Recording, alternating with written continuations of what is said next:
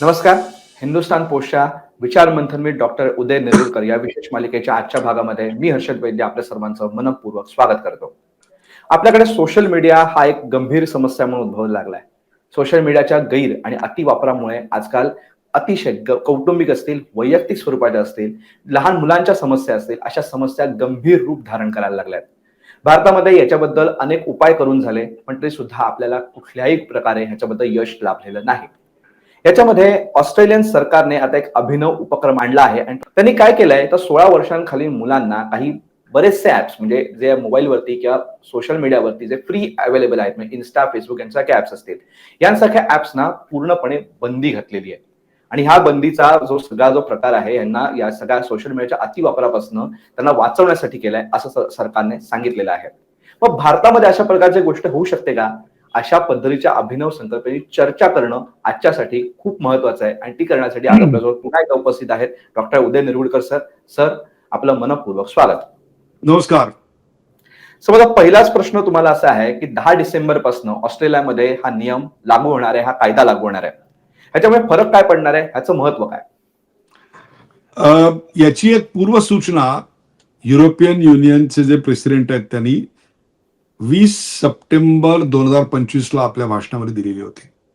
तेव्हा त्यांनी सांगितलं होतं की काही ऍप हे मुलांसाठी घातक आहेत आणि त्यामुळे ते ऍडिक्टिव्ह आहेत, हॅबिट फॉर्मिंग आहेत, त्यामुळे ते बॅन होऊ शकतात आणि 27 मेंबर्स जे आहेत युरोपियन युनियनचे त्यांच्यात ते लागू करण्याचा आम्ही विचार करत आहोत. अशा प्रकारे एक सुतोवाच युरोपियन युनियनने केलं होतं. आता ऑस्ट्रेलिया हे काही युरोपियन युनियनचं मेंबर आहे अशातला काही भाग नाहीये, परंतु ऑस्ट्रेलियाने मात्र पंतप्रधानांनी कायदा पारित केलाय. हा उपक्रम नाहीये, हा कायदा पारित केलाय संसदेने. त्याच्यावर बाकायदा डिबेट झालेली आहे.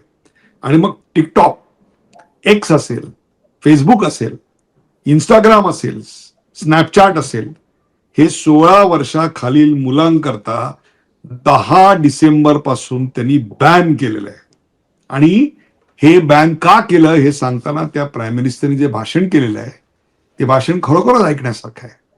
त्यांनी सांगितलं की this is essential for mental health, म्हणजेच भावनांकासाठी आणि मानसिक शांती आणि वृद्धी करता म्हणून, वाढी करता म्हणून हे अत्यावश्यक आहे.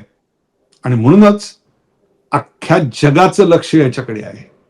हे यशस्वी होतंय, अयशस्वी होतंय, याचे लर्निंग्स काय आहेत, डूज काय, डोंट्स काय, या सगळ्याकडे आता जगभरातले आयटी तज्ज्ञ, जगभरातले पॉलिसी मेकर्स आणि जगभरातले नेते या सगळ्याकडे अत्यंत जवळून बघतायत.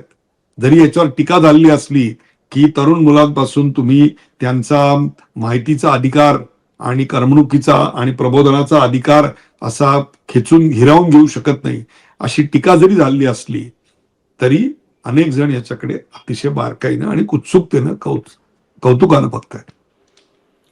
सर, अतिशय वेगळ्या पद्धतीचीच गोष्ट ऑस्ट्रेलियामध्ये होणार आहे, पण हा एक रामबाण उपाय असू शकतो का? हा नामी उपाय आहे का? हा ग्लोबल ट्रेंड बनू शकतो का? हा, आता कसं आहे, एखादी गोष्ट करू नका म्हटलं की ती मुलं हमखास लपवून का होईना करतात. म्हणजे एखाद्या रबरी चेंडू सारखा आहे, तो तुम्ही जेवढा आपटाल ना तेवढा तो जोरात वरती उडतो. हा मानवी नियम झाला.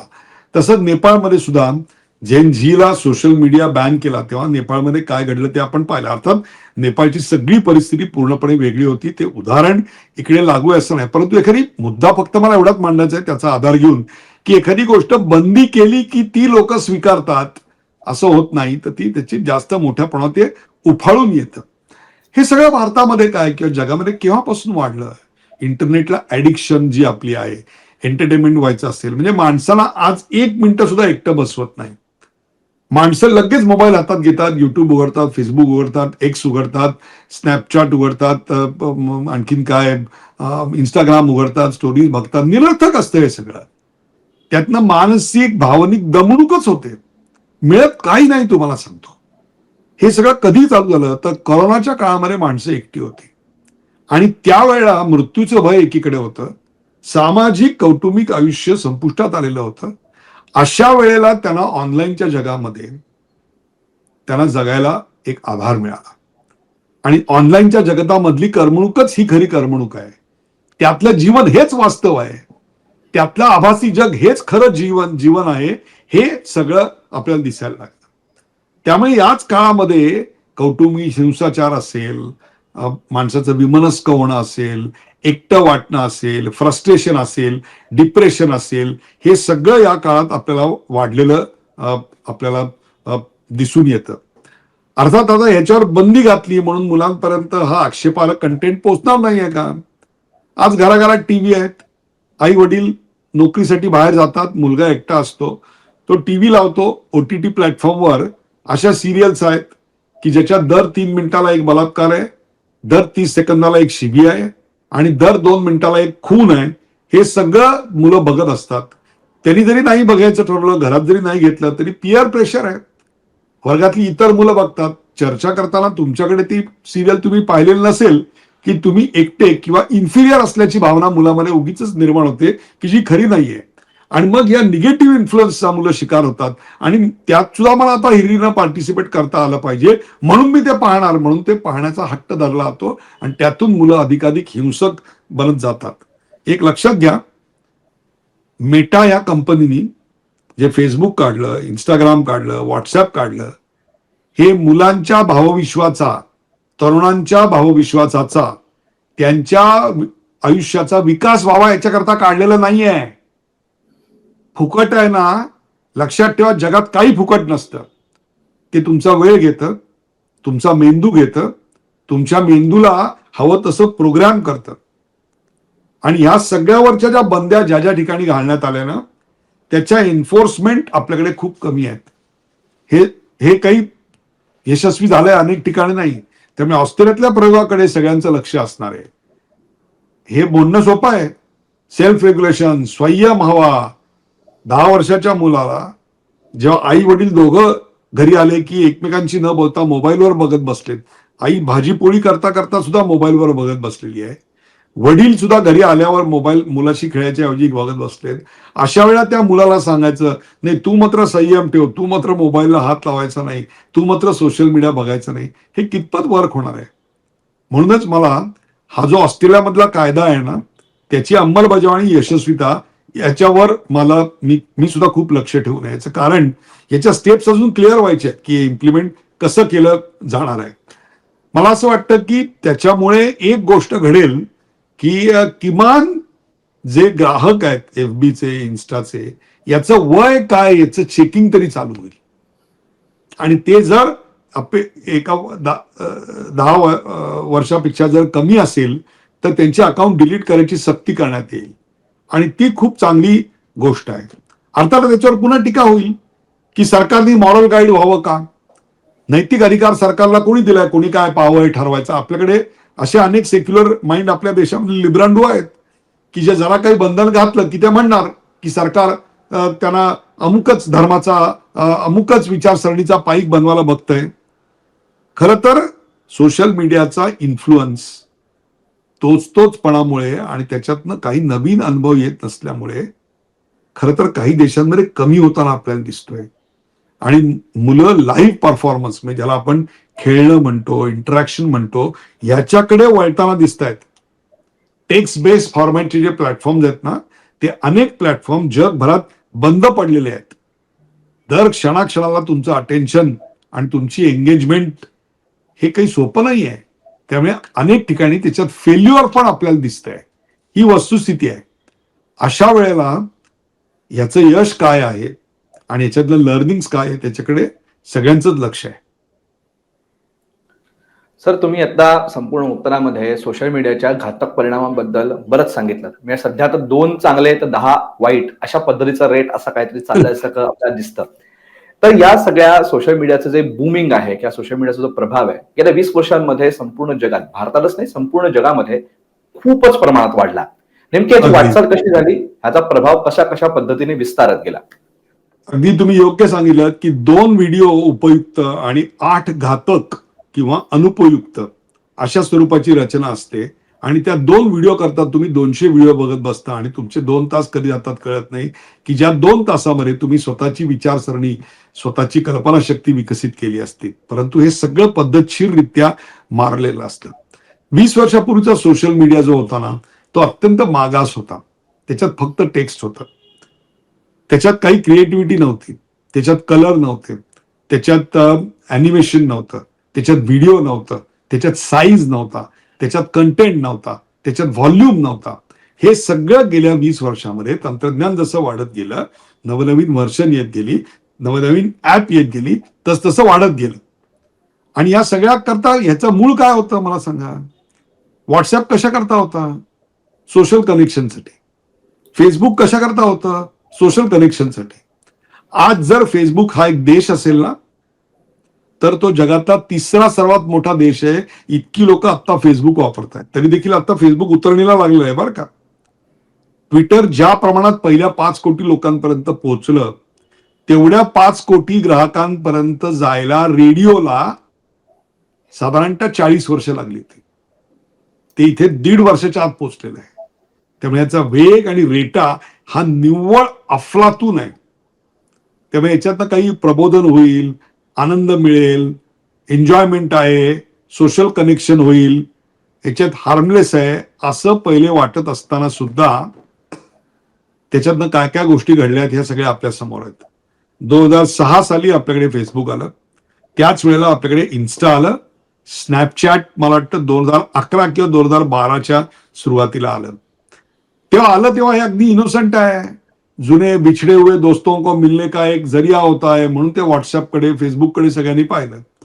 परंतु बघता बघता त्यांनी काय अकराळ विकराळ स्वरूप धारण केलं. मग त्याच्यात एक चांगली गोष्ट काय दाखवली गेली की त्याच्यावर आधारित व्यवसाय सुरू झाले, त्याच्यावरून लोक आपल्या व्यवसायाची जाहिरात करू लागले, त्याच्यावरून लोकांचं उत्पन्न वाढलं, त्याच्यावरून उत्पन्नाच्या शक्यता वाढल्या. त्याच्यात भर काय पडली तर 2016 साली युनायटेड नेशन्सनी ऍक्सेस टू इंटरनेट हा अन्न वस्त्र निवाऱ्यासारखा बेसिक ह्युमन राईट मानवाधिकार म्हणून त्याला मान्यता दिली. म्हणजे आज जर तुमचं मी इंटरनेट कापलं तर तो मानवाधिकारांचं उल्लंघन आहे अशा स्वरूपाची परिस्थिती आपल्याकडे निर्माण झालेली आहे.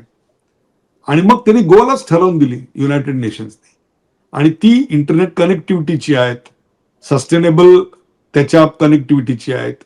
या सगळ्यामुळे काय झालं, त्याच्यातला जो रिस्क एलिमेंट होता ना त्याच्याकडे आमचं लक्षच गेलं नाही. आणि ती रिस्क आज अशी आहे की 1/3 मुलांना इंटरनेटवर बुली केलं जातं. त्यांना एक प्रकारे काहीतरी गोष्टी करायला भाग पाडलं जातं. आणि हा धोका ओळखून चीननं त्यांच्याकडे इंटरनेटवर आधारित ऍप आणि या सगळ्या गोष्टी जेव्हा आल्या तेव्हाच त्याला एक रेग्युलेटेड मेकॅनिझमच्या स्वरूपामध्ये आणून अनेक गोष्टी त्यांनी तिकडे त्यांच्याकडे बॅन केल्या. आज तुम्ही चायनामध्ये गेलात तर तुम्हाला आपल्यासारखे सगळे ऍप तिकडे बघायला मिळणार नाहीयेत. फेसबुक आणि या सगळ्या गोष्टी तिकडे उपलब्ध नाहीयेत. त्यामुळे चायनाच्या प्रगतीचे जे गोडवे गात आहेत ना, त्यांनी एक गोष्ट लक्षात ठेवा की चायनामध्ये या सगळ्या गोष्टी नाहीयेत, ह्या आम्हाला स्वीकार आहेत का, ही वस्तुस्थिती आहे.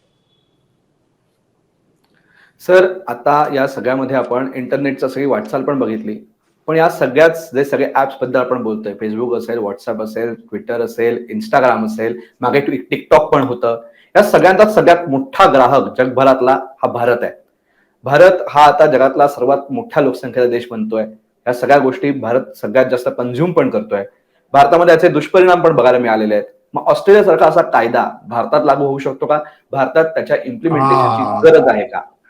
अगदी योग्य तुम्ही बोललात. त्याचं कारण जपान, इंडोनेशिया किंवा न्यूझीलंड या सर्वत्र या ऑस्ट्रेलियाच्या प्रयोगाकडे अत्यंत बारकाईनं लक्ष आहेत, कारण त्यांच्या पार्लमेंटमध्ये सुद्धा अशा स्वरूपाच्या गोष्टीची चर्चा झाल्याचं आपल्याला दिसतं. त्यामुळे याच्यात काय यश येते, ह्याच्यामधनं काय लर्निंग आहेत, ही गोष्ट आपल्या समोर येईल. डिजिटल स्पेस स्वच्छ असावी याच्याविषयी कोणाचं दुमत नाहीये. त्याच्याकरता टेक्नॉलॉजी कंपन्यांनी पुढाकार घ्यावा का सरकारनी बंदीसारखं कडक हत्यार वापरावं, याच्याविषयी मतमतांतरं आहेत. मला असं वाटतं की भारताने या प्रयोगाकडे अत्यंत बारकाईनं पाहावं, त्यातनं जे काही स्वीकारार्ह असेल ते घ्यावं, आणि जे घातक त्यातनं जे काही बाहेर येईल तेवढं आपण दूर लोटावं. याचं कारण याच्यामध्ये खूप मोठ्या प्रमाणात सायबर गुन्हे जसे घडतायत, तसंच एक खूप मोठ्या प्रमाणात लाट निर्माण करणे, खोटं नॅरेटिव्ह पसरवणे, या देखील गोष्टी आहेत. ऍडिक्टिव्ह याच्यामध्ये खूप गोष्टी आहेत. पॉर्नोग्राफी याच्यामध्ये खूप मोठ्या प्रमाणात आलेली आहेत. आणि जो आता बघतोय कंटेंट, त्याचं वय कसं ठरवणार टेक्नॉलॉजी? काही मुलं थोरात दिसतात, काही लहान दिसतात, अशा अनेक गोष्टी आहेत. त्यामुळे या सगळ्याचा विचार करून ऑस्ट्रेलिया एक्सपेरिमेंटकडे पहिल्या 6 महिन्याच्या रिझल्टकडे सरकारने बारकाईनं पाहावं आणि वेळ पडली तर तशी गोष्ट भारतात जरूर लागू करावी किंवा काही कंडिशन्स अप्लाय करून तरी लागू करावी, असं माझं स्पष्ट मत आहे. सर, खरं बघायला गेलं तर आपल्या सगळ्या चर्चांमधला हा सगळ्यात महत्त्वाचा विषय असायला हवा आणि तो आतापर्यंत आपण आपण आता वेगवेगळ्या विषयांमध्ये आपण बोललो.